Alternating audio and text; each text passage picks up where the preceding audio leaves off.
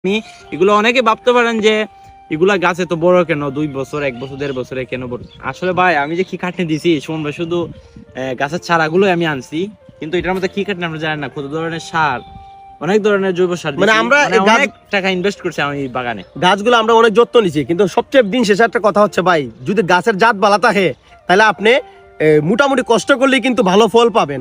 আপনারা দেখেন আমাদের আরো গাছ আছে, এই যে গাছটা দেখেন, এটা কিন্তু আমাদের গাছ, কিন্তু এটার মধ্যে দেখেন, এটার মধ্যে কিন্তু তেমন আম আসে নাই। আরেকটা গাছ দেখাই, এটার মধ্যে আম আসেই নাই।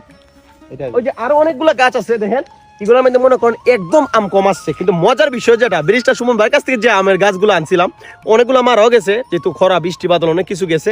তো কয়েকটা আম গাছ দেখলাম মানে প্রচুর আম দিছে, মানে 2 আম গাছে মিলে যে আম আসে, ব্যারিস্টার সুমন ভাইয়ের দেওয়া একটা আম গাছে এর থেকে বেশি আম আসছে। এই দেখেন এই গাছটা দেখেন কত আম, কত ছোট গাছ, কত আম। এই গাছটা দেখেন একটা জিনিস, এই দেখেন প্রচুর আম আসছে এই গাছের মধ্যে। তো বিষয়